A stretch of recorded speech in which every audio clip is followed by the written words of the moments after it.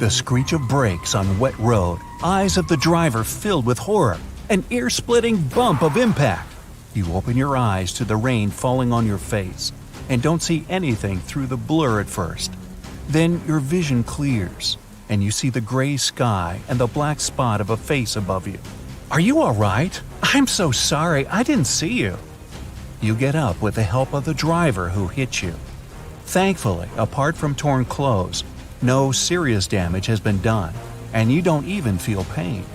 Your exoskeleton took all the impact upon itself. The driver offers to call an ambulance, but you refuse. Still, you both wait for the police to arrive. You tell them it was your fault for crossing the street in a wrong place. They give you a warning and let you both go. At home, you take off your shirt and check the chitin plates on your side. They seem absolutely fine. Exoskeleton is such a wonderful evolutionary feature after all. The plates are hard enough to take a serious impact without breaking. Yet they're also flexible, acting a bit like a spring when something hits them. By the way, about that hit, you clearly remember that you didn't run across the road as fast as you used to. You frown and swing your arms and legs, then bend at the waist to check your suspicions. It's becoming harder for you to move. The shell is too rigid. Well, it's time to molt then. You take a couple of deep breaths and then inhale as hard as you can. You hear cracking from behind. That's the hard shell coming apart. Your body's grown and it feels awkward inside the exoskeleton, but the outer part of it doesn't grow, as opposed to the rest of you. It's not alive. You hold your breath, your chest pumped up, and finally the crack is large enough for you to take the carapace off. But first, you get up and take a small crowbar from your desk, kept there for this exact reason. You push it under the plates in your arm and free your elbow joints. Feels like freedom. The hard stuff falls on the ground, and underneath there's a soft and wrinkly skin, getting harder as you watch. With your new and a bit bigger arms, you reach behind and help yourself out of the carapace altogether. Great! Now you're pink and wrinkled, and your sensitivity is spiked. Your fresh skin is tender to the touch. It won't tolerate any stress. It'll take a night for the new exoskeleton to harden and become protective. So you lie on the bed again and soon fall asleep. In the morning, you're covered with hard plates again. Good. The phone vibrates, and you see a reminder. It's Saturday, time for your weekly sledding race. You quickly dress, take your sports bag, and leave. You decide to ride your motorbike to the sledding hall. No protection needed, the carapace is hard enough to take any kind of accident. The wind pleasantly ruffles your hair, and in 20 minutes, you're there. Your teammates wave at you from the top of the track, already in their sports suits. Today, you agreed to try and take on the longest one, with several sharp turns and a high start. You go first. The rush of wind immediately blows in your face. The speed is getting higher every second. The first sharp turn comes, you stretch your arm to the side to slow down and turn, and you make it. But the second turn appears too quickly, and you don't react in time. It goes as if in slow motion. You approach the turn head-on, trying hard to swerve but only banking a little bit.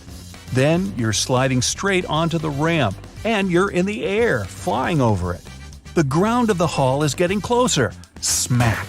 You're rolling in the artificial grass, protecting your head with your arms. You slowly get up, feeling your body all over for the signs of cracks in the carapace. Your teammates come over, worried. You seem to be fine, but there's a creak and a dull ache in the side when you tilt your torso to the left. You apologize and leave to the nearest hospital. The doctor inspects your carapace and orders an X-ray. On the picture, you see a small splinter between two plates that goes straight into the soft tissue below. That's where the ache comes from. Thing is, the hard and flexible plates are firmly connected with the muscle and other tissues underneath. So if anything gets in between the plates, it goes into your body proper. The doctor takes tweezers from her desk and carefully pulls out the splinter. You feel a sharp pang, and then relief. You thank her and are already moving to leave when you hear a groan from behind a curtain in the back of the office. Then the curtain shifts a bit, and you see a human arm. But it looks strange, as if the carapace has gone off. Someone's molting here, right? You look at the doctor in surprise, but she suddenly stands up and urgently sees you out the door. You decide to find out what's going on and stay nearby, inconspicuously watching the doctor's office. Patients come and go, but when lunchtime comes, you see your chance. The doctor leaves and forgets to lock the door. You take a look around and sneak in while nobody's watching. "Doctor, is that you?" A voice comes from behind the curtain.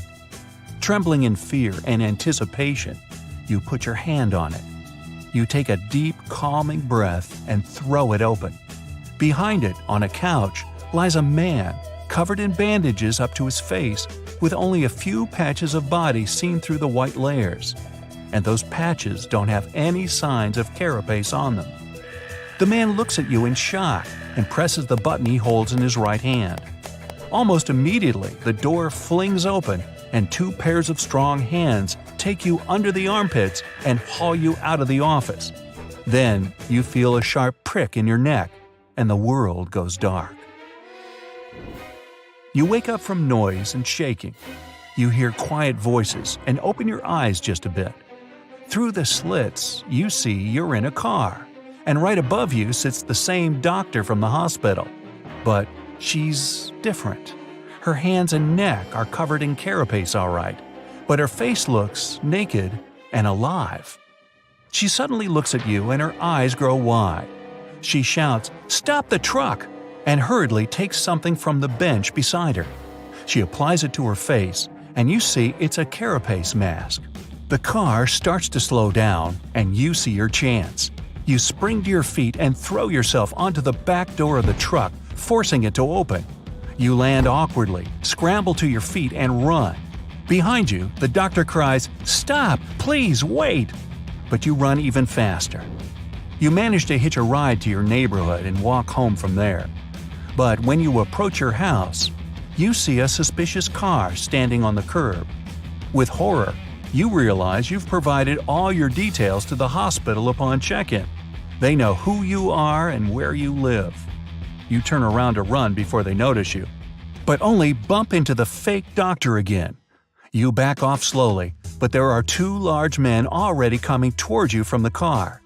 You look around in panic, but the doctor raises her hand in a peace gesture and asks you to talk inside. You seem to have no choice, so you two come into your home, leaving the other men outside. When you both sit down, the doctor takes off her mask again. It turns out she was born with a genetic anomaly. Her skeleton is not outside her body, but inside, and it has a bony structure. She was laughed at during her childhood. Other kids called her Skinny Mary, so she took the old carapaces of her parents and adapted them to fit her. She dedicated the rest of her life to finding others like her, all the while hiding her real identity from everyone else. But the only one she could find so far was the man you saw in her office. He got into a car accident, and his old borrowed carapace didn't save him from injuries. And then you came by.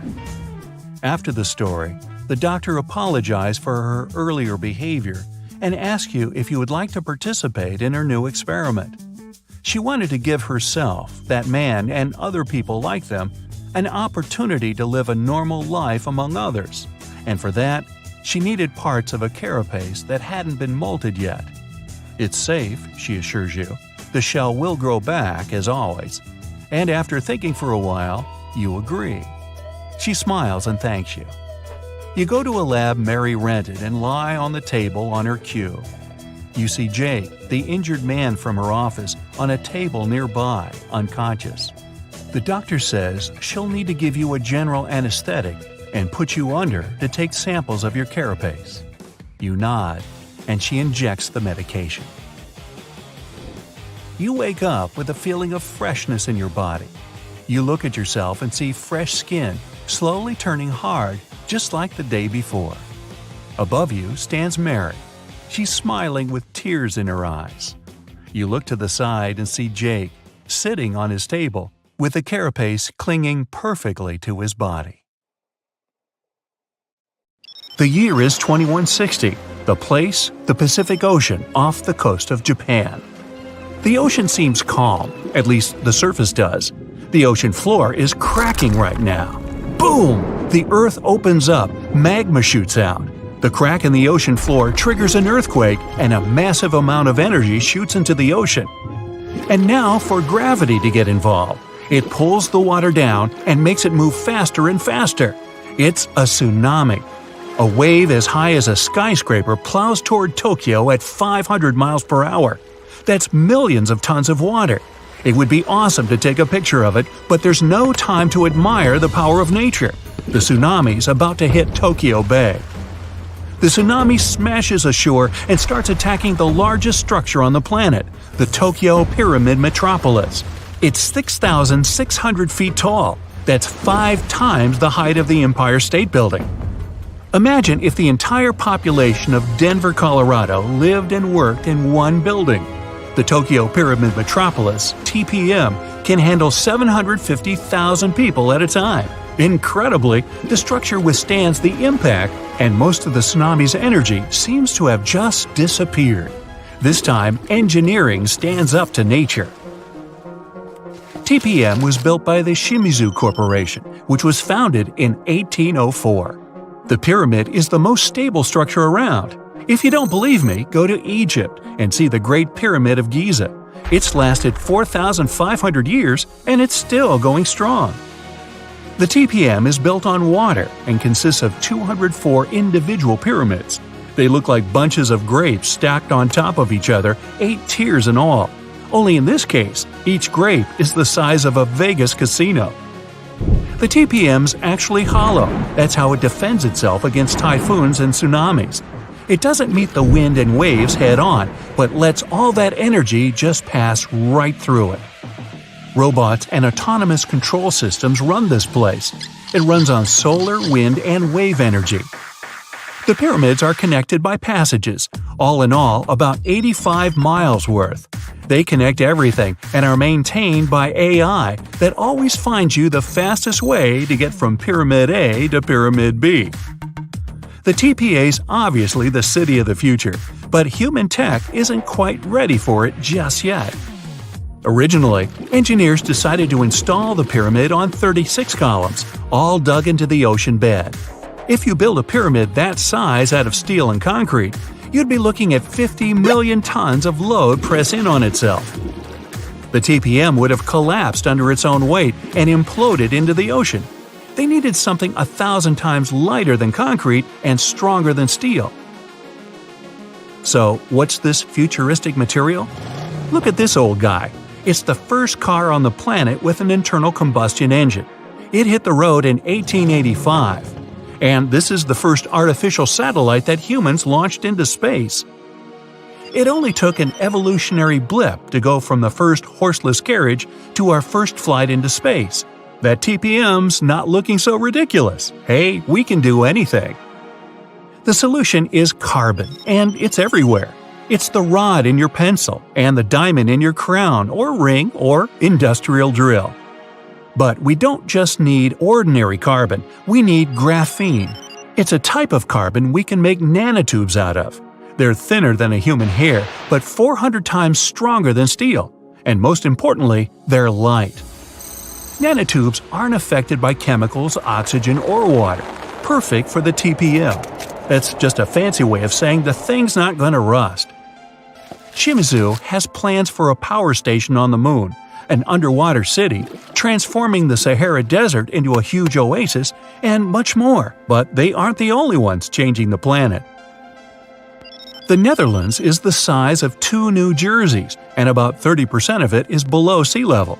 To protect their country from water, the Dutch built dams, lots of them. But that's just defense. In 1986, they decided to go on offense and take back some of the land from the sea.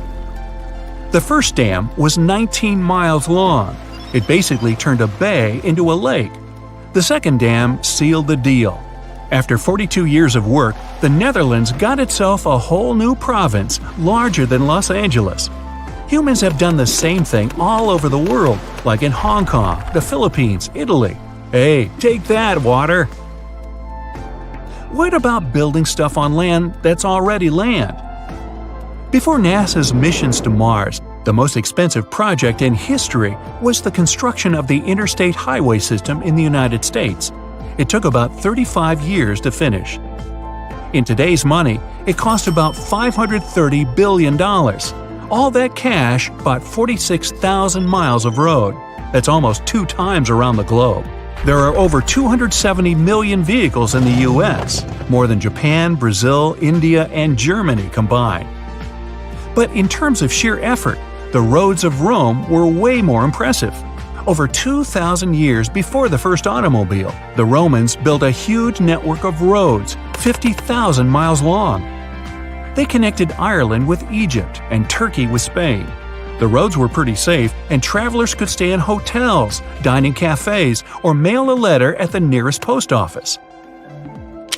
Only about 30% of the Earth's surface is land. The world's oceans, rivers, and lakes are full of life, and it seemed like a ridiculous task to catalog everything living in there. But 2,700 scientists from 80 countries decided to team up to do it. The cost? $650 million. Those scientists spent 10 years searching for old and new species. It was one of the biggest science projects ever attempted. They even discovered about 6,000 new species of fish, squid, and algae. The Great Wall of China is huge. 13,000 miles of walls, natural barriers, and trenches. That's about 2 times the distance from Alaska to Australia. They built it over a period of 2,000 years, with no trucks, bulldozers, electricity, just raw people power. Modern China's not exactly dropping the ball. In 2 years, China used more concrete for construction than the US ever did. I mean ever. Roads, cities, airports, everything there is huge. The Three Gorges Dam is definitely the new Great Wall of China. Over 7,600 feet long and 600 feet high. You're looking at 3 times more concrete and steel than the Hoover Dam. It's the largest concrete structure in the world and cost about $37 billion. More than 1 million people had to pack up and move to make way for it. Switzerland has the longest and deepest railway tunnel on the planet. Under the snowy Alps, builders dug 35 miles of tunnels. Every day, 200 freight and passenger trains pass through it. The amount of rock they took out to make the tunnel is about the same as 5 Great Pyramids. The whole thing cost about $12 billion. Egypt's one of the oldest nations on the planet, but now they're building one of the newest cities. It's going to be about the size of Singapore and filled with 6 million lucky people. There's going to be apartments, government buildings, entertainment, even an opera house. Oh, and a park that'll make Central Park look like someone's backyard. When it's finished, it'll be Egypt's new capital. So why bother? Well, by 2050, Cairo's going to have about 40 million people in it. Looks like they'll need more than one new city. The first flights to the moon cost about $280 billion in today's money. But SpaceX isn't letting price get in its way. The company plans to build a colony on Mars with a population of 1 million by 2050. They claim that once the program starts, you'll be able to buy a ticket to Mars for as little as $100,000. But the biggest science project ever is definitely the International Space Station. It weighs as much as 2 Boeing 747s and zooms through space at the speed of 17,500 miles per hour. That pencils out to be 5 miles per second. The station orbits the Earth 16 times per day, and it doesn't come cheap. Luckily, a whole bunch of countries share the bill, but it's definitely the most expensive room service anywhere in the galaxy. It costs $10,000 to deliver a bottle of water from Earth to the space station. Hey, at that price, I think it's important to ask, sparkling or still? And they're off. The Nile crocodile easily outswims the hippo. They're swimming upstream against a heavy current. But the croc's body is built for swimming through rough water. It weighs as much as 2 refrigerator freezers and is thought to be the heaviest reptile on Earth. It can swim up to 22 miles per hour. The hippo can't swim. Not really. It just walks on the bottom of the river and pushes off from any big rock it finds. It can close its nostrils whenever it wants to be able to glide a bit through the water, but it's no match for the croc. The croc reaches the shore and starts running through a field. But better make way, the hippo's catching up. It's speeding across the flat terrain. Even though it's huge, the hippo can outsprint a human. The croc was miles ahead, but the hippo's faster on foot. The hippo breaks through the ribbon. It's all over! Beep beep! Hey there, Roadrunner! What you running from? Wait, hold everything. That coyote is catching up fast. He's right on your tail. The greater Roadrunner can run up to 20 miles per hour, even faster when it's really hungry. Despite what you see in cartoons, a coyote is actually twice as fast as a Roadrunner, but the cartoon version is way funnier. In Lane 1, from the dense jungles of South America, the ever-slow sloth. And right underneath him, in Lane 2, we have a typical garden snail. And the race is on for the slowest animal on Earth. With the sloth's top speed clocking in at 0.2 miles per hour. It's no wonder they call it a giant moving pillow. Well, I call them that. The snail's off to a good start. It can cover a small neighborhood in about an hour. This boneless creature has only 1 foot, which is covered in protective slime. It's too blurry to see, but I think the sloth is still in the same spot. And now it's asleep. It'll probably be asleep through the whole race. A sloth can snooze it up for 15 hours a day. It's asleep for more than half of its life. And look, the snail got out of that sunny patch. Next up, a shady patch. Ooh, it's too close to call. We'll have to wait till the sloth wakes up to get back to this race. A grizzly bear can easily outrun a human. If you're at a picnic and you cook up something a little too yummy, better leave your lunch behind. The fastest a human can sprint is 28 miles per hour, set of course by Usain Bolt, so he'd probably be able to run away in time. If you're slower than him, which you are, then you're in trouble. In a one-on-one sprint between a human and a grizzly bear, you're going to be the bear's lunch every time. But out of all the bears, which one's the fastest? Polar bears, grizzly bears, brown bears, sun bears, and the cute cuddly panda bear. On your marks, get set, go! The tension is palpable. The grizzly and the brown bear are claw to claw. A brown bear can easily run as fast as a grizzly. The sun bear is the smallest bear in the race. It's about 6 feet long, or tall, or whatever. It just can't keep up. The polar bear got off to a great start, but it just doesn't have the speed of the grizzly or brown bear. Grizzly takes the lead. No, it's the brown bear. Now grizzly. Wait, where's panda? What's it doing? I don't think it knows it's a race, but isn't it cute? It just finished its 3rd bamboo stick. A panda bear can eat up to 28 pounds of bamboo a day. That's like a lot. But it's off. It found its shortcut and is rolling down that hill. It zooms past the grizzly and the brown bear. It's all over. Panda wins. Sorry, bears. We all know that the panda isn't exactly fast. It's actually one of the slowest bears. Still, if you see a panda rolling down the hill in your direction, run. A Boeing 747 has a top speed of around 620 miles per hour. The fastest bird is the gray-headed albatross. It can fly up to 80 miles per hour and stay up there for 10 hours without landing. The peregrine falcon is faster, but only when it's diving straight down to grab some takeout. Watch out, pigeon! Wow. Big planes take a long time to get up in the air, but the albatross?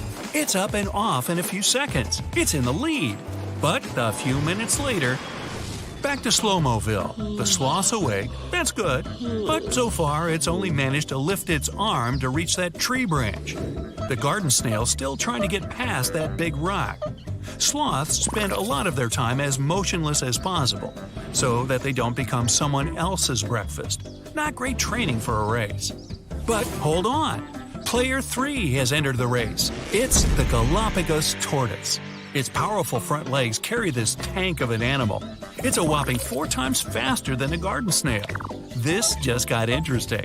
We got ourselves the race that'll last a century. The tortoise is running and dodging every obstacle. Nothing can stop it. Hey, no cheating, sloth. Don't be dropping tree branches from up there.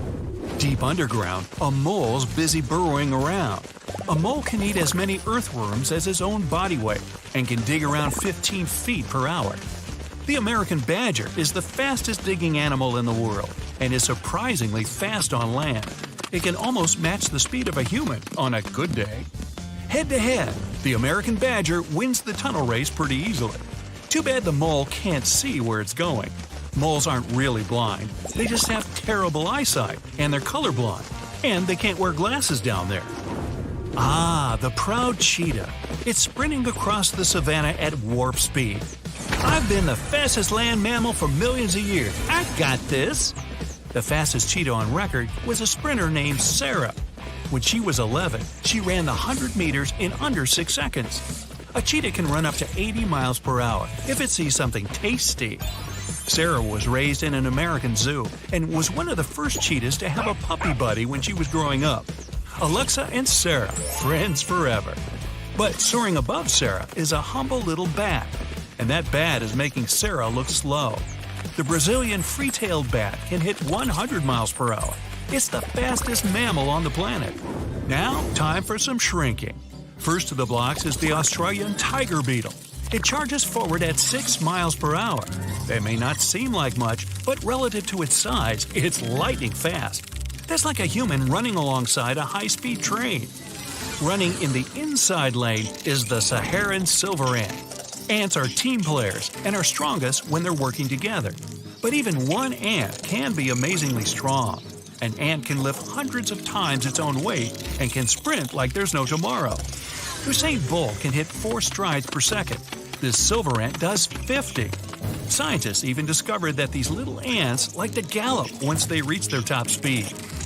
Our last contender, the fastest animal on Earth.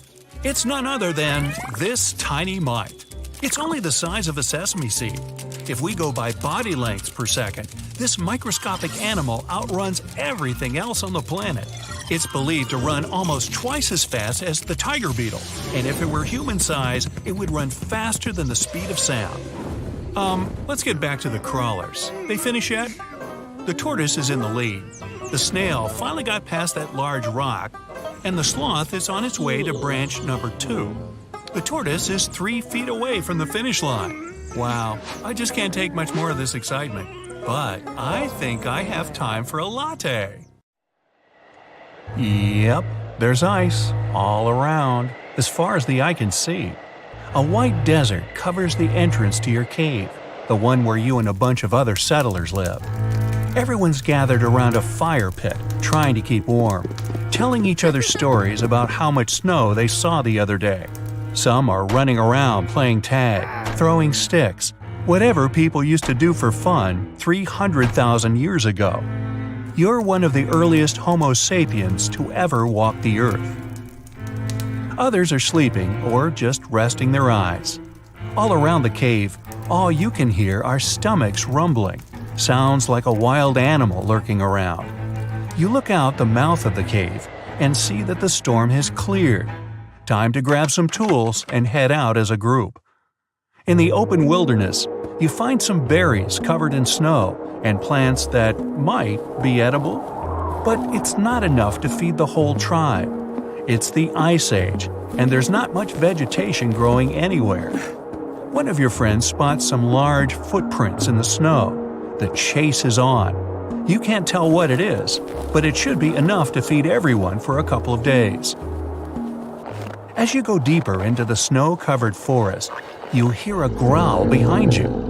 You hope it's your stomach, but you look behind you and suddenly black out. An ice age is a period when large sheets of ice cover everything, changing the Earth permanently. It's partly responsible for the raising and lowering of sea levels, as well as the current layout of the continents. Picture monster-thick ice sheets spread across what's now Canada, Scandinavia, Russia, and even South America. That's all caused sea levels to change drastically, and temperatures around the world fell dramatically. And I'm not talking about just one ice age. There were a bunch of them. Scientists say there have been 5 major ice ages throughout history, lasting for millions of years. And we're in the middle of one right now. Relax, don't panic. It doesn't mean we're all going to be sleeping next to bonfires, trying to keep warm after being out all day looking for woolly mammoths. And no, there won't be a massive geological ice storm that freezes everything in its path. Ice ages have warmer periods in them that come and go, lasting for tens of thousands of years. In fact, billions of years ago, the Earth was one giant snowball with no life on it, and the Sun back then was also just a cute little fireball without enough heat to melt all that ice. But as the Sun got bigger and hotter, Earth's ice slowly melted away, leaving the green and blue ball we have today. We're living in the Quaternary Ice Age that's been going on for the past 2.6 million years, and counting. Some animals have thrived in this latest ice age, like whales and sharks. They've been at the top of the food chain for ages. Under them are seals, certain kinds of fish, otters, all the way down to tiny plankton. Up on the cold surface, mammals had to grow thick and shaggy fur just to stay warm. Ancient mammoths, rhinos, and bison were known to have thick rugs on them. They looked awesome. They were herbivores and ate small shrubs and whatever grass they could find. But several thousand years ago, temperatures began to rise, and most of these animals became extinct. The ones that remained evolved into the elephants, hippos, and rhinos we have today. You wake up from your blackout and find yourself face to face with a creature that kind of looks like a modern-day bobcat, except it's much bigger and furrier. It's a Smilodon, an epic version of a saber-toothed cat with a mean look. It's around the same size as a male lion and has two front fangs that make me think twice before leaving the safety of my cave. They look scary, but scientists think their bite wasn't as powerful as today's tigers or lions. What made them tough were their giant forearms used to wrestle down anyone who got on their nerves. In packs, they were even able to take down mammoths. Either way, you don't want to be waking up next to this kitty. It's staring you down, ready to pounce. But you and your friends keep calm and slowly back off. You get the genius idea to throw a rock to distract it, then run. Nowadays, it's near impossible for a human to outsprint a lion or tiger, but humans back then were much fitter. Once the danger's over, everyone continues to look for food. It's getting dark, and you haven't found anything to bring back to the cave. Suddenly, you smell something burning. Way off in the distance, you see a thin column of smoke rising into the sky. Another settlement? You and your friends look at each other and approach the smoke cautiously. Homo sapiens first came into being about 200 or 300 years ago. But human history didn't just pop up out of nowhere. As far back as 7 million years ago, some of us decided to call it quits. We left our chimpanzee ancestors in the jungle and started doing our own thing. And that didn't just happen once. Over those next millions of years, there were over 20 different human species. Some were our ancestors, some were twigs from a completely different branch. Some were tiny, others better adapted for hot or cold weather. Before you know it, you see a group of Neanderthals cooking some meat, sharpening their tools. Neanderthals were the first to migrate to Europe. Scientists believe they were around somewhere between 40,000 to 400,000 years ago. They occupied all areas between Europe and Asia, while Homo sapiens, that's us, were still all the way down in Africa. You enter their camp and immediately see the differences between each other. They're stocky and look a bit different, but there are some similarities, like flat teeth for chewing and gnawing and big skulls for their big brains. They even have clothes on, like you. According to archaeologists, they lived in shelters and made tools out of stone, sticks, and bones. They welcome you inside and give you a tour like no other. You're officially meeting another human species. They take you inside their cave and show you some of their cave paintings. They were the first artists of their time. Many of their galleries are still around today, like the ones in caves in Spain. You know their style: minimalist paintings of deer, a large handprint. They also dabbled a bit in jewelry making. They made necklaces out of eagle talons and animal fangs. They were also probably the first ones to harness the power of fire. Did they discover it when a bolt of lightning hit a tree? Or when one of them dropped a rock on another rock, creating a spark? No one really knows. But they were able to recreate it and use it to keep warm, to cook food, to see in the darkness, and to protect themselves. After the nice tour, you hang around the campfire to keep warm. They even offer you some extra clothes for the journey home, mostly thick, shaggy mammoth coats. If only you could talk to each other, that would be awesome. But it's getting dark, and you need to head back to the tribe.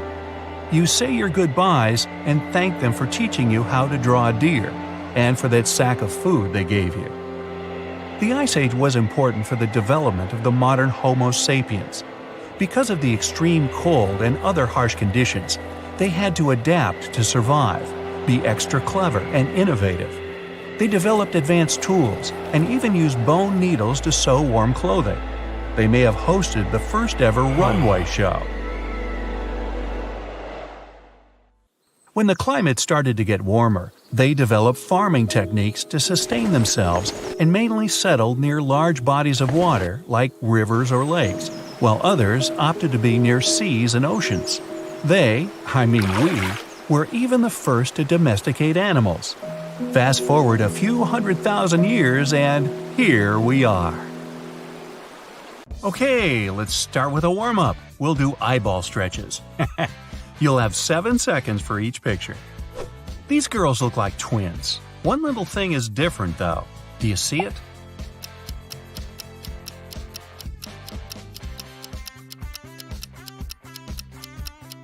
Only one of them has lovely rosy cheeks. I just love those patterns. The sets look identical, but are they really?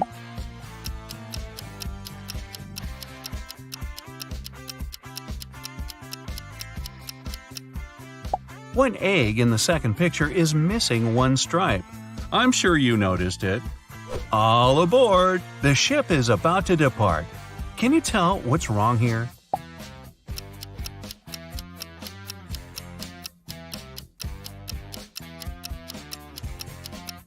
The dock entrance is too narrow for that size of ship, or any ship for that matter. What a gorgeous sunset!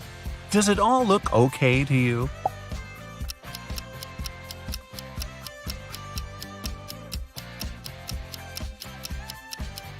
The colors are perfect, but the sunsets don't happen at 2 o'clock.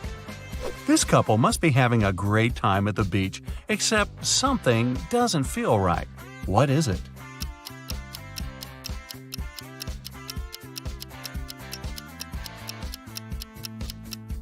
Well, there can't be 2 moons in the sky at the same time. Would you eat these grapes, or is there some problem that you notice?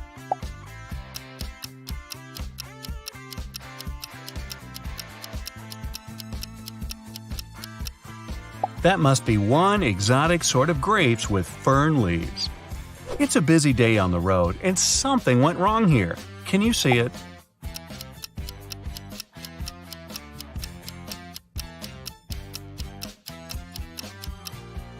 Looks like there's no way for the right lane to turn. What is that sign for? There are always so many things to do at the office. No wonder things got a bit messed up. Do you see it?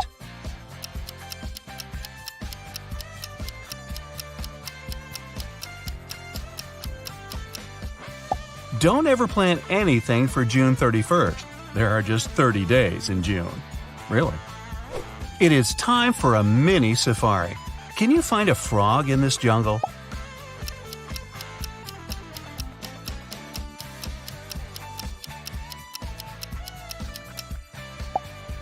Here it is. Someone reported an eagle in the countryside. Can you help locate it?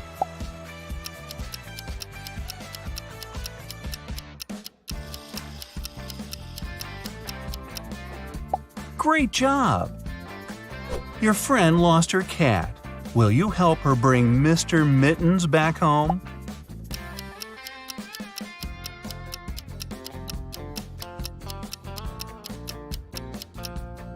Yay! You just saved Mr. Mittens!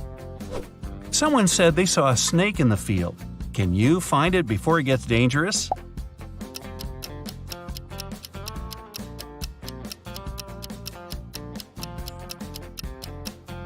Well done!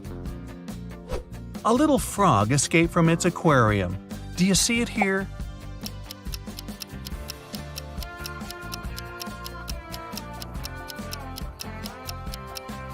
Yep, it's right there. Someone's definitely having fun. Can you say how the second picture is different from the first?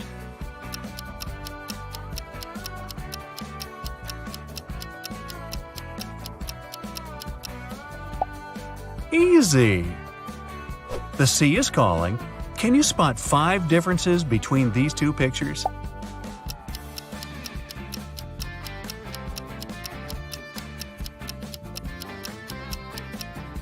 Wow, I didn't notice that cloud was there.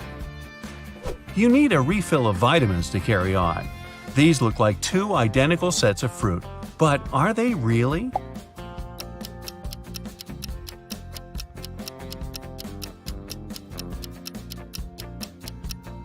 They're all the same, except for the apples.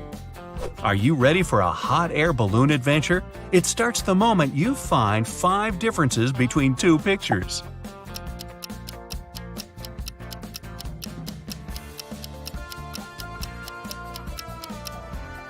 Perfect. Prepare for takeoff. So much yum for one picture. One of these cupcakes is not like the others. Can you spot it?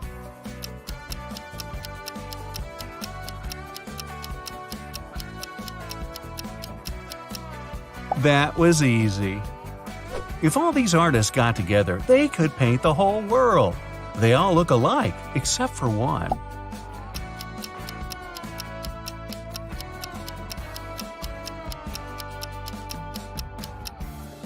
There she is. Let's throw some dice. The lucky one is not like the others. Do you see it?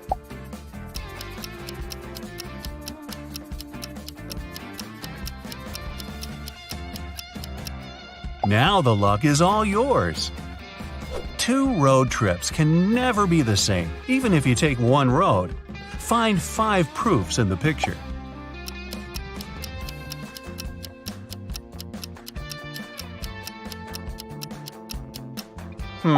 The shadow one was tricky. That must be one really funny joke. Someone is LOLing and someone is ROFLing. Do you see the odd one out?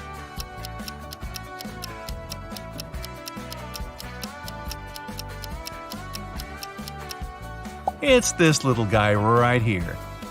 The sun's out and everyone is happy. Find 5 differences between the pictures and the good vibe is yours.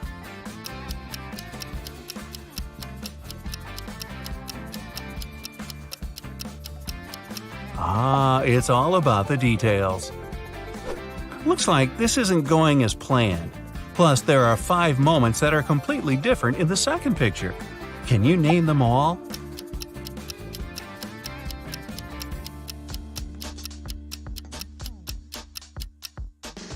The wheels, the grass, the headband.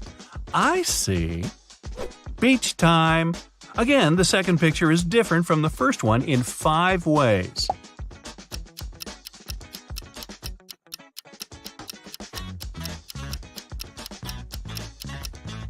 Wow, you do need an eagle eye for this one. Some people can read between the lines. Can you read between the pictures?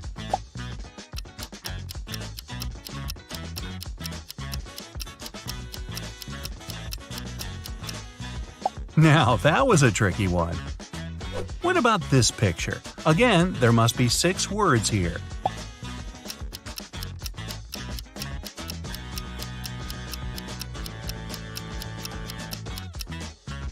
Did you find them all? Have you ever built a blanket fort? That talent can help you find 6 words here in no time.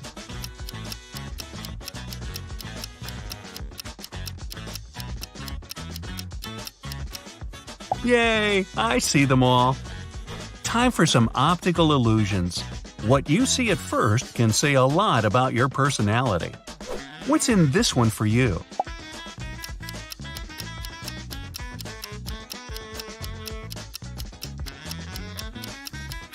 If you saw two crocodiles first, you're always trying to keep things under control and be in charge of everything. If you noticed a bird first, you're super friendly and sociable and try to make a compromise out of any situation. How about this one?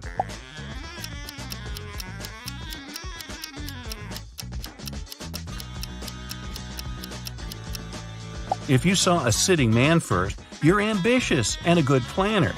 If you notice the face of a man first, you're a creative soul and always see something others can't notice in everyday things. This one seems too plain, but is it really?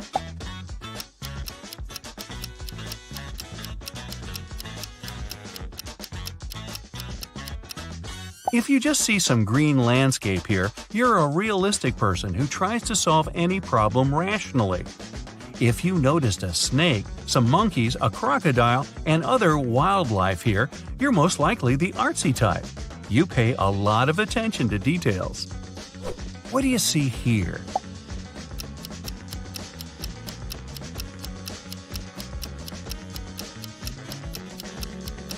Did you notice two squirrels first? You must be a great friend and can't imagine living a day without the company of others. If it's the face of a young woman to you, you never feel lonely even when you're alone and appreciate the quiet sometimes. Your 7 seconds for this picture start now.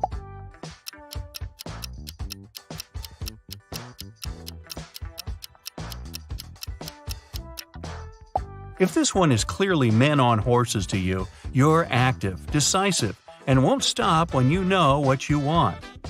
If it's the face of an old lady to you, you like to think twice and always consider all the possible consequences. How about this one?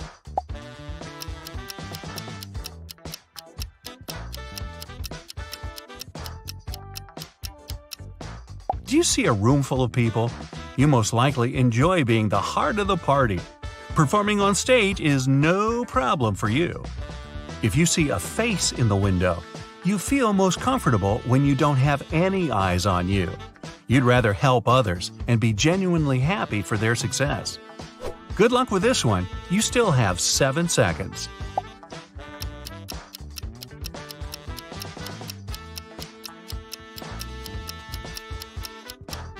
If you saw a polar bear, you must have a rich imagination.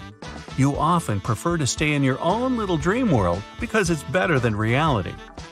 If you saw painted hands first, you accept things the way they are and try to take the best out of every situation. Now, give this one a close look.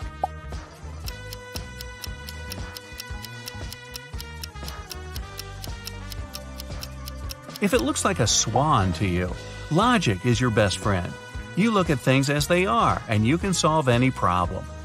If it's more of a squirrel, you never stop and set goal by goal.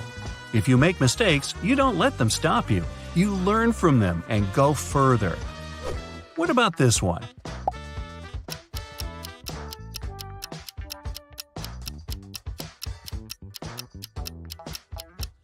If the roots caught your attention first, you most likely have a lot to say, but you only share with your nearest friends. Your alone time is also important to you. If you notice the lips first, you are easygoing and make friends quickly. You're stubborn in a good way. When you're passionate about something, nothing can stop you. If you saw the trees first, you're the person everyone comes to for advice. It takes a while for you to warm up to others, but then you stay best friends for life. Do you see what I see?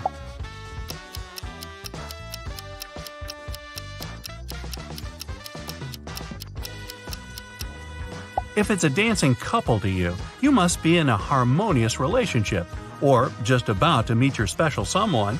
You see love as an equal partnership. If it's two trees, love means overcoming obstacles to you. You don't like to rush things, and then that's good for you.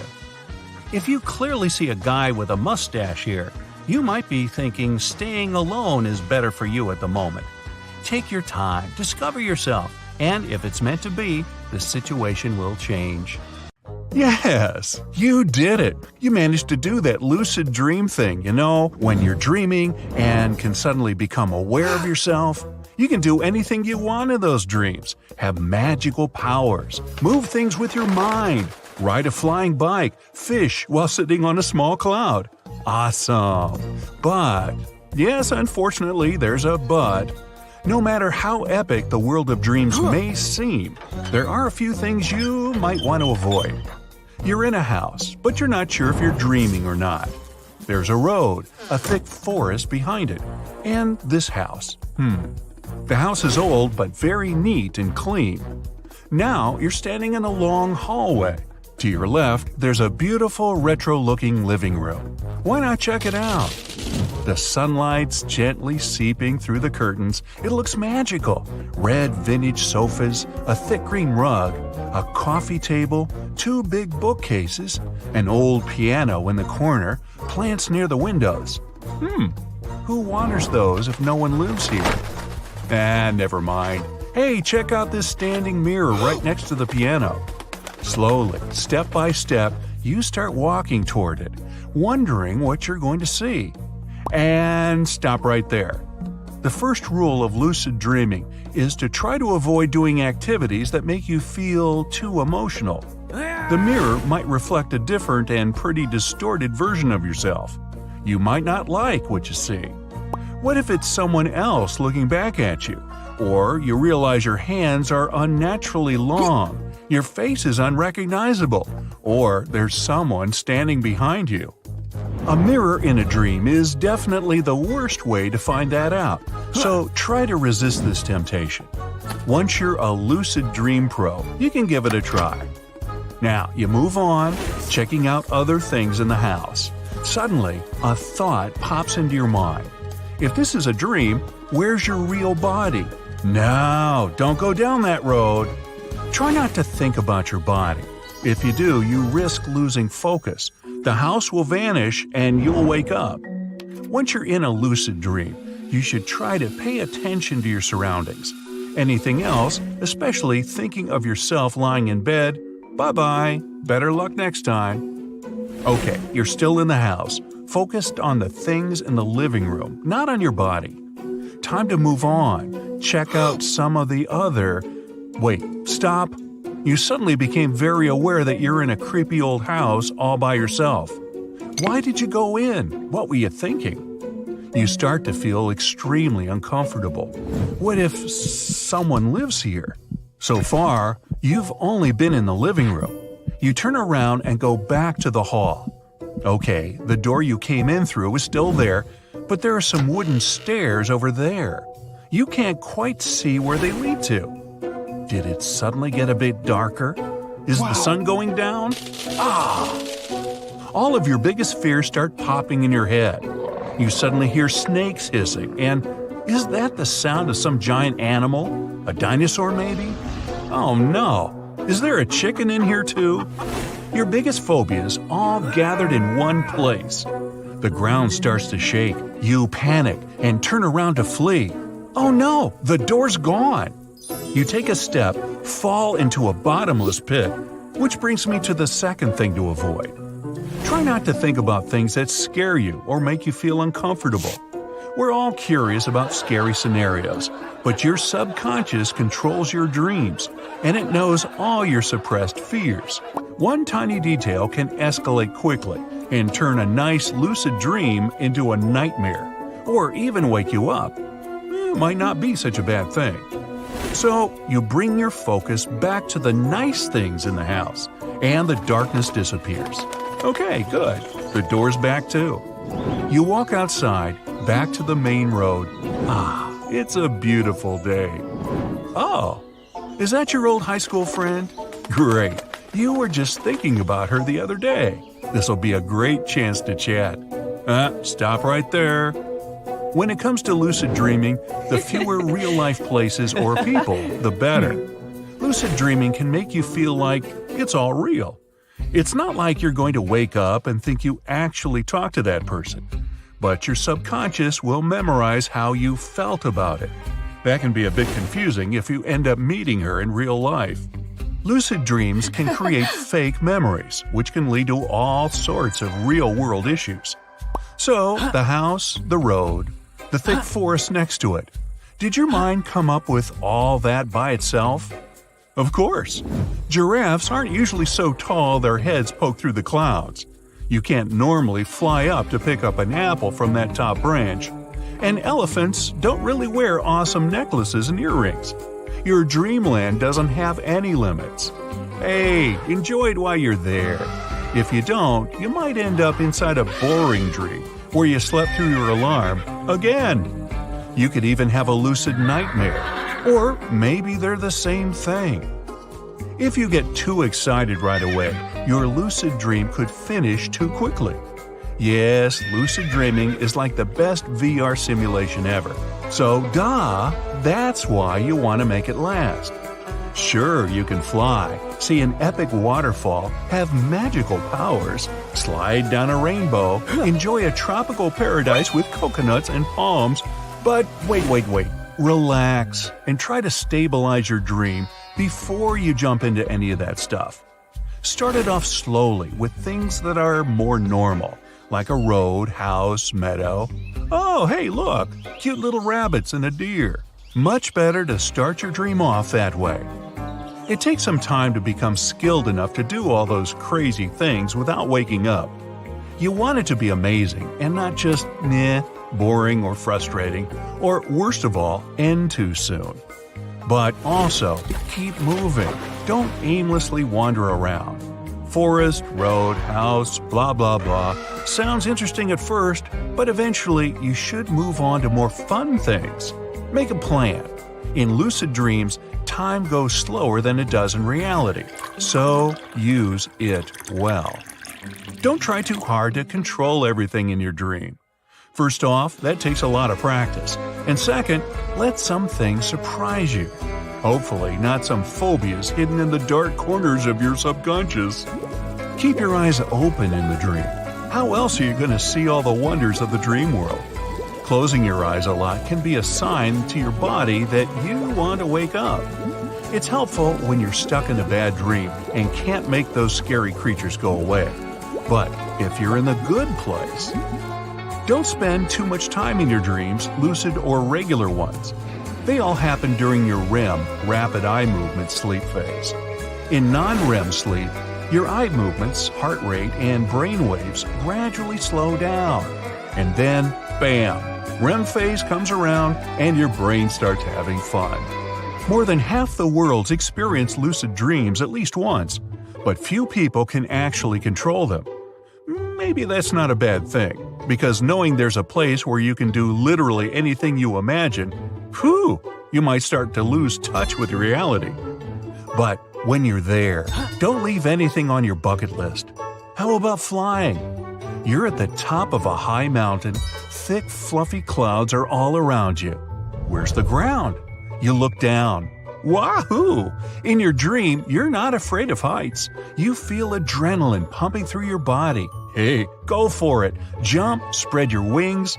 Oh, by the way, you now have wings. Or what if, like me, you want to swim deep down into the ocean? You're on a small boat. You take a few deep breaths, feel the crisp air penetrating your lungs. One final inhale, you crouch down and splash. The best part? When you're dreaming, the salt water doesn't sting your eyes. You wake up in your house and take out an umbrella. It's Saturday, and it's cleaning time. You reach for the magical button, and the dishes, furniture, walls, floors, and even your clothes in the closet get sparkling clean. You have the rest of the day to yourself, and so you lie on the dust-free couch with your favorite book. This sci-fi setting was everyday reality for Frances Gabe for decades. She didn't clean her house at all. She didn't hire anyone to do it, yet it remained perfectly clean. Frances was born in 1915 in Idaho. Her father, Frederick, was an architect and building contractor. The family had to move a lot for his job, and Frances attended 18 elementary schools. She said she was born a most unusual person, and everything moved much too slowly for her at school. The girl preferred the company of her dad and his coworkers. She watched them and learned their craft. Frances graduated from Girls Polytechnic High School in Portland at 16. Next year, she got married. By the late 1970s, she was divorced and a single mother of 2 kids. She always thought of housework as a thankless, unending job. One day, she noticed fig jam slithering down her wall. Frances got so mad, she decided to put an end to all of this for good. She brought out the garden hose, got rid of the jam, and started designing her own self-cleaning house. She spent more than a decade and thousands of dollars of her own savings transitioning her Oregon home into a giant floor-to-ceiling dishwasher. By 1984, it was all finished.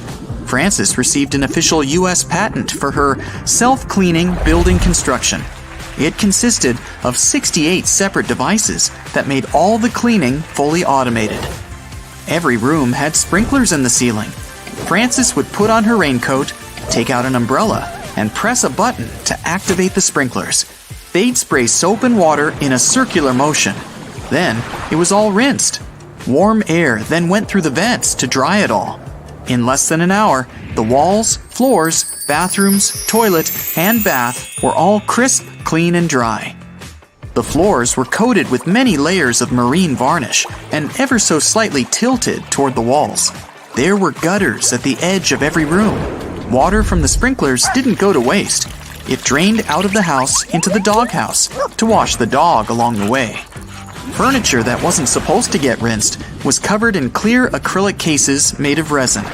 Books had waterproof jackets. Papers were sealed in a plastic box, and pictures on the walls, including the patent, had glass cases to keep them safe. Awnings covered the beds to keep linen dry. Frances also invented her own waterproof fabric for the upholstery. The cupboard would make dishes clean without any assistance needed. Clothes would be placed inside a cabinet on hangers, washed and dried, and then, still on hangers, pulled into the closet with chains. The electrical outlets were all safely covered, of course. There were no carpets or curtains, no dust collectors allowed. Sometimes, the pipes would burst and water would spray in all unwanted directions. But all in all, it was running smoothly for about 20 years. Frances was dreaming about more self-cleaning homes and even self-cleaning office buildings, hospitals, and villages around the world. Her idea was to help single moms and women fed up with cleaning, and also people who can't clean due to health issues. She was traveling the U.S. giving lectures on her invention and showing a model of her design. She was featured in newspapers and on TV, but the idea never took off. By 2002, she couldn't afford to run the house and renew her patents, so they expired. Frances gave tours of the house, so she had some money, but that wasn't enough. This and natural disasters like floods and earthquakes turned the once cleanest house into a cluttered construction. In 2009, the lady moved into a retirement home. The house was sold some years later to a new owner who now has to clean it himself. Many people mocked the idea, and the self-cleaning home revolution never happened. Still, architects and builders these days admit her idea was functional and worth bringing to life.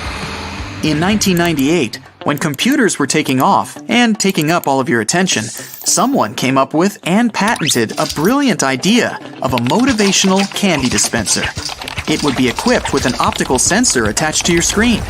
The sensor keeps an eye on all of your activities and rewards you with candy for sending a work email or finishing a long important paper. The more work tasks you perform, the more candy you get. A cyborg-like wrist pouch to carry pencils, phone, lip balm, and other little necessities on your wrist was patented in 2001.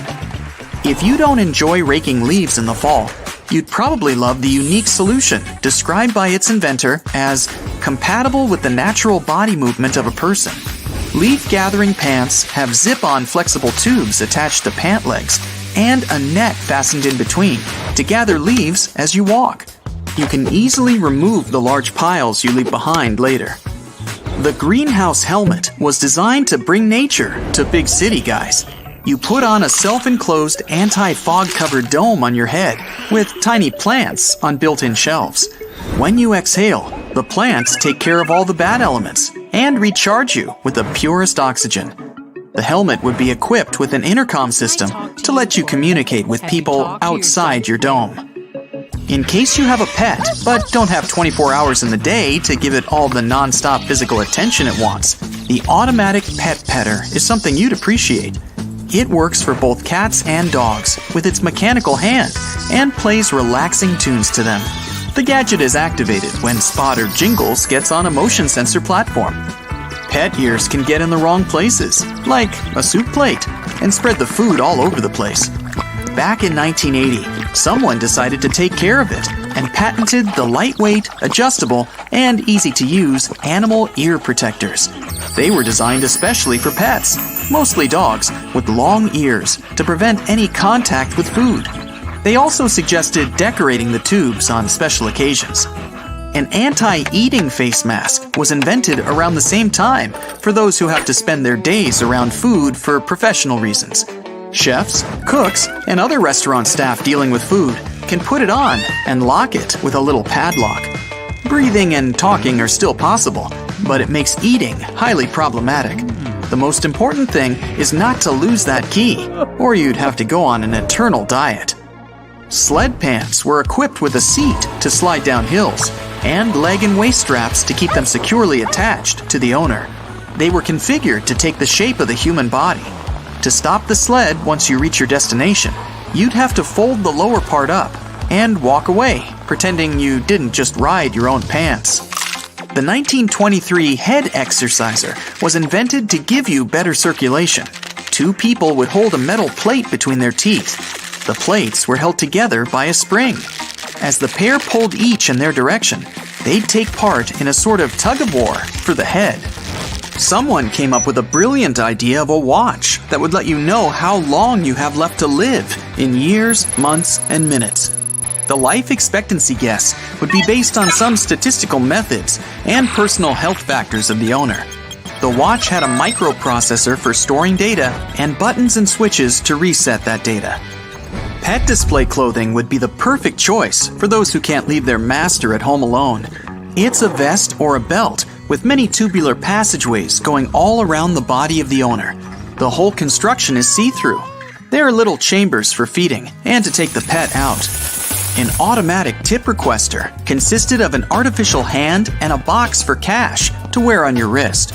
When the money someone would drop down the connecting tube didn't seem enough, no sale sign would pop up. Sea shoes invented in the 1960s made walking on water possible. They used duck-foot propellers and required some good sense of balance from the owner to stay afloat. You run through the night forest for more than an hour. You're even faster than a cheetah. You're not tired or cold. You hear a mouse rustling in the roots of a tree and catch all the smells of the forest. With night vision, you see a bird in the night sky. You can go for months without food or water. Gills allow you to swim underwater freely. This is how evolution made humans in a parallel world. Here, they're ideal organisms prepared for anything they might meet in the wild. In our world, things are more complicated. We evolved, but didn't always get stronger. Humans only survived because they adapted and changed the world around them. A human only has 32 teeth. When they fall out, they no longer grow. But evolution doesn't stop. Our food has become softer and more nutritious. You don't need to chew it for a long time. New diet reduced the jaw and enlarged the brain. As a result, there's no room left for the 4 teeth that are closest to the joint. We call them wisdom teeth. In the future, we'll only have 28 teeth. And even today, 35% of people don't have the wisdom teeth. Homo sapiens is the only mammal to have a chin. This is the protrusion along the lower edge of the jawbone. Even our relatives, gorillas and chimpanzees, have their jaws slanted inward. Anthropologists think that the chin is a result of reduction of human face. Perhaps in the past, the chin supported our powerful jaw and enhanced our strength. Over millions of years, the face has shrunk, but the chin has remained. Put your hand on a flat surface. Connect your ring finger and thumb. Bend your wrist, and you'll see the palmaris longus. 15% of people don't have this muscle already. It doesn't affect the grip strength and has lost its meaning today. Millions of years ago, it allowed our ancestors to deftly climb trees. Evolution deprived us of this useful skill, but the remainder of it remained with us. Dogs, horses, monkeys, and many other animals can move their ears. This allows them to hear better and communicate with each other. Humans have a long, flexible neck, and evolution has left them without this ability. Still, 20% of modern humans can do it. This is another reminder of a time when we weren't much different from other animals. 10% of people have a Darwin's tubercle in their ear. In the past, we had pointy ears looking like the modern macaw's ones, and this little bump is the proof. When an emperor penguin hatches eggs, it doesn't eat for 115 days. Scorpions can stay hungry for a whole year. Evolution hasn't given humans a camel-like hump of fat or the ability to hibernate like a bear. Every morning our ancestors woke up and fought for their survival. We need a lot of energy for this, so we have to eat every day. This isn't very convenient, especially when your food isn't sold in the supermarket but runs away from you through the forest or field. In the human brain, at any given moment, 100 billion neurons work. Thanks to this, you have a good memory and can talk. This is essential for survival. A big brain has a flaw. For neurons to work, it needs a lot of fuel. It makes up just 2.5% of body weight, but consumes 20% of its energy. In 2 hours of playing chess, a grandmaster burns 560 calories. A professional tennis player will spend the same amount of energy in a single hour. Big brains make us weak. Even a small chimp is much stronger than a human. Why do you need muscles if you no longer swing from branches? But you need a big brain to negotiate and cooperate with other people. Got weaker, and we like lying on the couch more and more. This is a comfortable position for thinking. At night, our ancestors were especially vulnerable. When you sleep in a new place, the left side of your brain is more awake than the right one. This brain reaction is called the first night effect. This is an ancient reaction of the body to the dangers that awaited a human in the dark. 40 to 60 million years ago, evolution gave us yet another fear. We're born with the fear of being bitten by a snake or spider. Apparently, these animals were the main danger to the first primates. Anthropologists say we became runners 2 million years ago. Broad shoulders make it convenient to swing your arms and keep balance. A special ligament extends from the spine to the back of the head. It stabilizes the head while running. No primate has strong gluteal muscles. They only turn on to full power when you're running. Hairless and 3 million sweat glands keep our bodies from overheating. People are perfect runners, but evolution has made us slow. You'll never overtake a chimp on a short distance, and that's not mentioning cheetahs. They accelerate to an incredible 70 miles per hour. But almost all land animals are sprinters and don't run for more than 10 to 15 minutes. Humans are adapted for long distances. Walking 2 legs helped our ancestors solve many problems. They freed their hands to carry food or tools. 2 legs and a straight back made our ancestors larger and even scarier for other animals. When you stand on 2 legs, you'll quickly see a saber-toothed tiger, which is waiting for you in the tall grass of the plains or the African savanna. Your body weight is distributed over only 2 limbs, and this has consequences. You can calmly walk down the street, stumble, and get injured over that. Consider this our payment for upright walking. So why do we need toes? Certainly not to hit them on the furniture. When our ancestors lived in the trees, toes helped them cling to branches. Imagine you can work at the computer, draw pictures, or cook scrambled eggs, all with your feet. Cool, but good old evolution has deprived us of this skill. Today, we're not sitting in the trees, but our feet remain flexible. Come to think of it, hooves would be more suitable for us. They're durable and don't need shoes. But until we evolve again, our feet remain fragile. Either of them has 26 bones. This doesn't make our walking or running any safer. You go to the cinema, take your popcorn basket, and start munching on it in anticipation of a great couple of hours. But then you start choking. Those few minutes of coughing and involuntary tears seem to last forever. The human is the only mammal that can choke on its food. We can't eat and breathe at the same time. The reason for this is the structure of our vocal apparatus.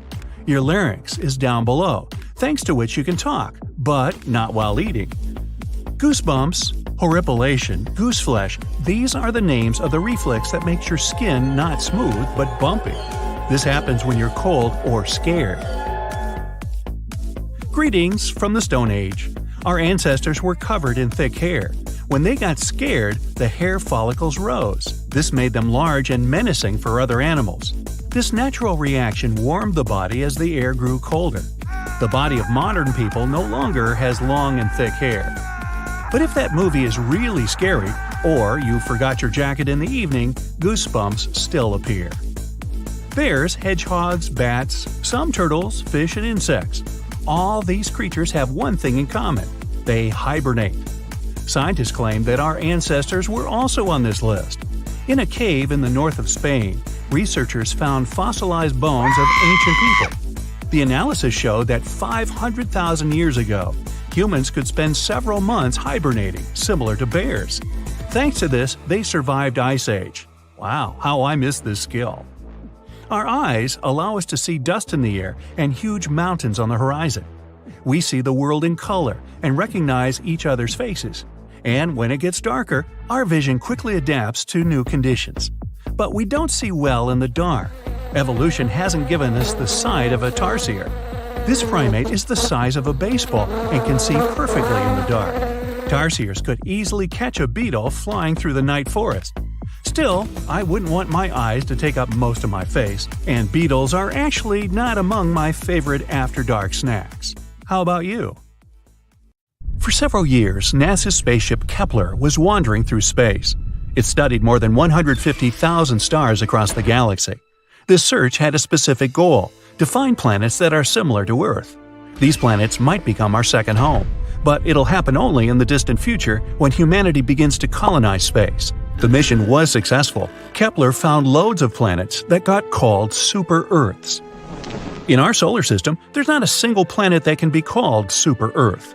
Some scientists think it may be hidden somewhere on the edge of our system, but nobody has found direct evidence of this.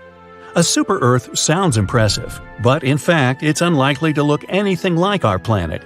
All over the universe, there are many such supers.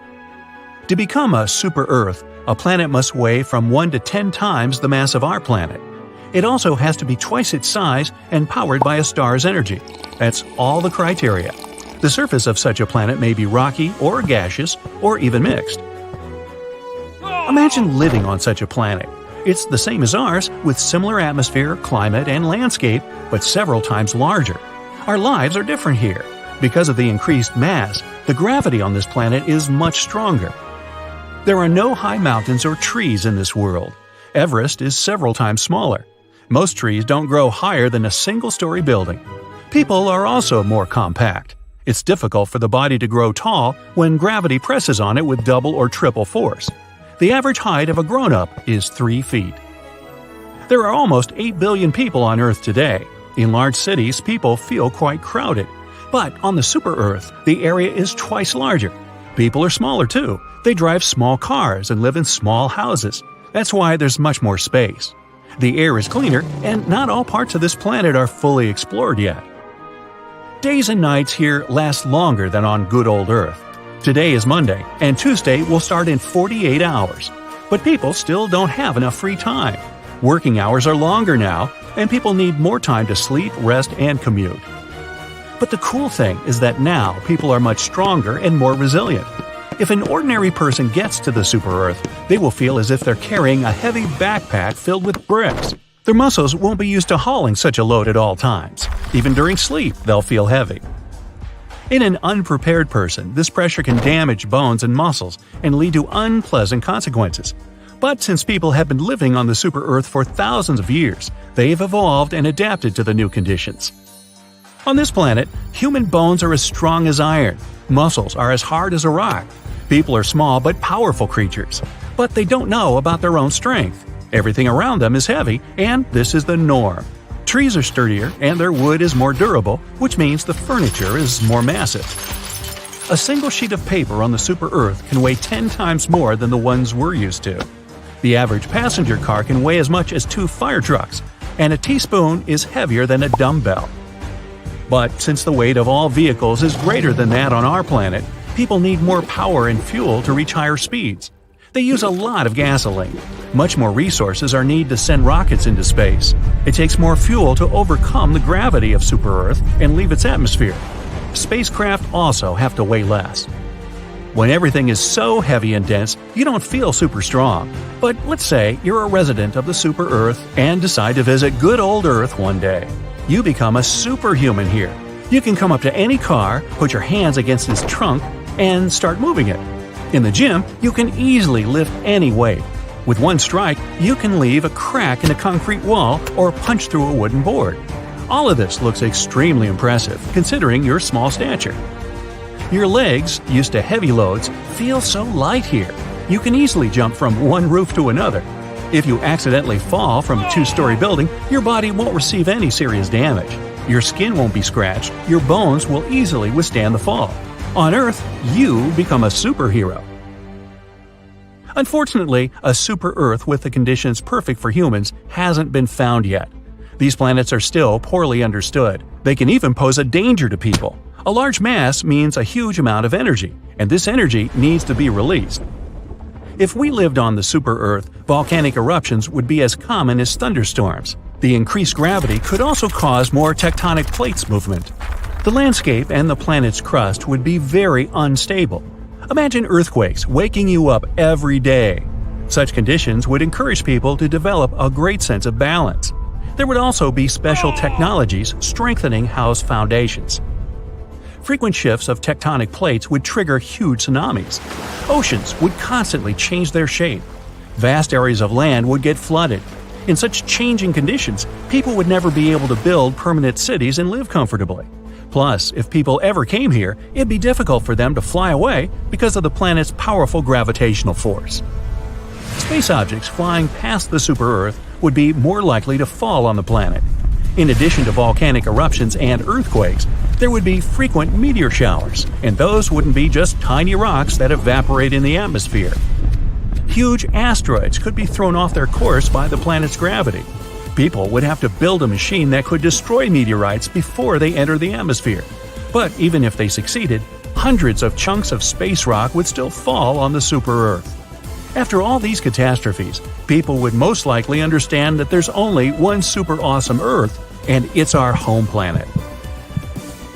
The worst thing that can happen to Earth is the hardening of its core. As soon as it stops working, the planet will lose the shield that protects it and us from space radiation. Solar storms and blasts of energy can create serious problems for people. All electronics will stop functioning normally. The internet, power plants, traffic lights, computers, airplanes, you name it. To survive in such a place, people would have to live under a huge dome. It wouldn't allow radiation and meteorites to pass through. But many super-Earths have conditions that are even tougher than that. For example, there's a planet where the air temperature is so high, metals get vaporized there. It's unlikely any life forms can appear in such a place. But if people had to evolve there, our species would be invulnerable. Imagine creatures covered in skin that's stronger and more elastic than any material on Earth. Walking through fire would be as ordinary to them as breathing air. The inhabitants of this world would probably try to take over other planets. The only thing they wouldn't be able to withstand would be low temperatures. A light warm breeze would seem like an ice-cold gust of wind to them. There's another super-Earth similar to this one.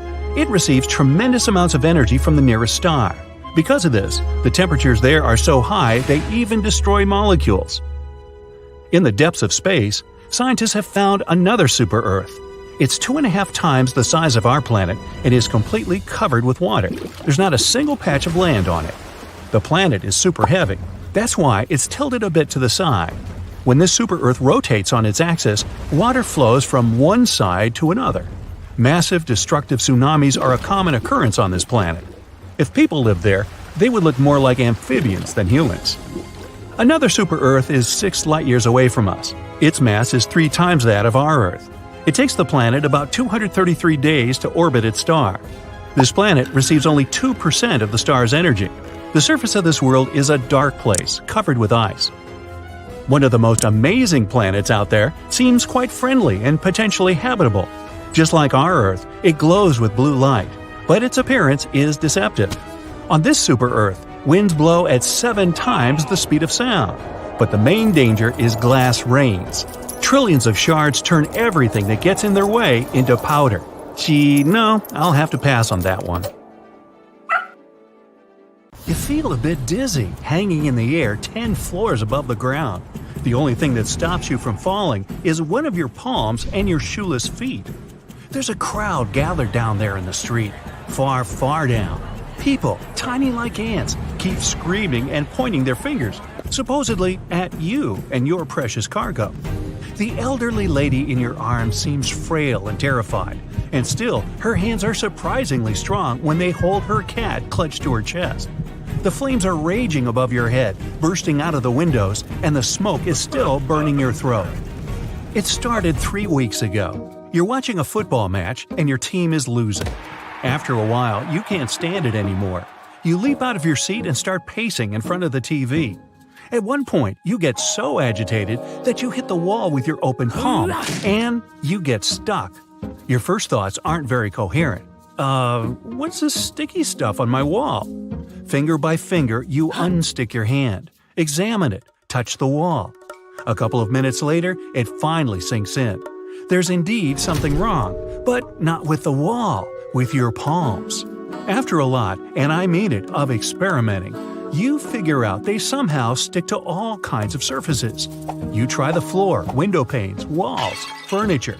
You even manage to attach yourself to the ceiling. This last idea isn't well thought through, as it should have probably been. For almost 10 minutes, you're hanging next to the chandelier, swinging a bit, at a complete loss for what to do next. Once you manage to break free, you drop down on the sofa and start thinking. So, which animals can climb vertical surfaces and even travel upside down? Snails and slugs? But they produce mucus-like slime that helps them move. You stare at your palms. No gooey stuff there. Okay, what's next on the list? Spiders. You Google these creatures and find out the secret of their sticky success. It's minuscule hairs at the ends of their legs. These teeny tiny hairs create countless points of contact between a spider and the surface it's on. Once again, all of your attention is focused on your palms. Are they hairy now? It doesn't seem so. But then you remember reading that a larger and heavier an animal is, the smaller the hairs are. For example, a beetle's hair is about 1/10 the width of a human one, but gecko's is already 1/50th the size. Can it be that your hands are covered in tiny hairs, but your eyes simply can't make them out? Then your thoughts take a different turn. You decide to figure out how far your newly acquired abilities stretch. Can you actually walk on the ceiling? During a new series of experiments, you find out the following. The soles of your feet are as sticky as your palms. You start to feel dizzy after 3.5 minutes of hanging upside down from the ceiling. You can't unstick and fall down no matter what. You should be more attentive not to bump your head against the ceiling fan again. And no, you can't fly from one wall to another like you've seen some superheroes do. Ow! Getting this experience hurt. After practicing and experimenting for hours on end, and ignoring 7 calls from your probably, most likely, furious boss, you decide it's time to take it outside. Your apartment is on the 4th floor. Not too high, but nothing pleasant if your bizarre abilities suddenly stop working. You drink some orange juice to pluck up your courage and open the window. Cars moving along the street down there suddenly look much smaller than they did in the morning. Weird, huh? You breathe in and step forward. Whew. At least you aren't hurtling toward the ground.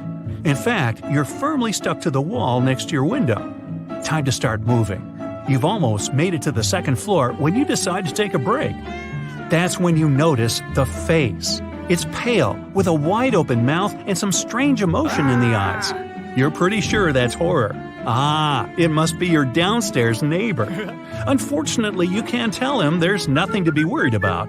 The man won't hear you, and your hands are kind of occupied. You see your neighbor grabbing his phone. Duh, is he going to call 911? True to form, several minutes later, you hear sirens.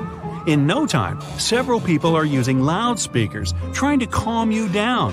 The help is coming! Hold on! As if something terrible can happen to you at the height of the 2nd floor. And still, soon all this situation becomes too much for you. You get so stressed that instead of moving down to the ground, you climb back into your apartment. All of a sudden, everything goes quiet. You hide in the bathroom and drink another glass of orange juice. When you crawl toward the window half an hour later, the street below is empty. A week has passed, and you finally have to accept the bitter truth. Your downstairs neighbor is doing his best to avoid you. The next day, after discovering your unusual abilities, you realize you can't put it off any longer. You have to return to work. When you arrive at the office, your boss spends a good half an hour telling you off. After that, you're free to go and deal with a pile of working issues. By the end of the working day, you feel as if a diplodocus has chewed on you and then spat you out. But the only escape route is blocked by your boss talking to one of your colleagues. And it doesn't look as if they're going to finish their animated discussion anytime soon. But then, why would you need your super abilities if not to sneak out of places? You open the window and slip through. Oh look, you're getting better at this. During the next several weeks, you discover more and more uses of your wall climbing abilities. For one thing, you can change light bulbs without using a chair. But you have to do this within 3.5 minutes. Any longer and you get dizzy. You conquer that mountaintop you've been dreaming about.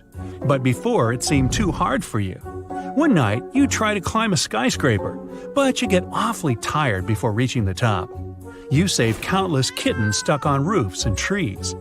And now, you even have a criminal story to tell. One evening, a gang of muggers surrounded you. They were trying to get your money and phone. They didn't expect you to escape by climbing a smooth vertical wall. It scared them out of their minds. And then, one day, the fire happens. You're driving to work when you see the flames bursting out of an apartment on the 10th floor. Dozens of people have already gathered near the building. You join them and hear someone mention an elderly woman who lives in the apartment with her cat. You understand the time has come for you to use your abilities. You take off your shoes and start climbing the wall of the building. Your ascent is accompanied by screams and loud cheering. After reaching the needed window, you break it and carefully get inside.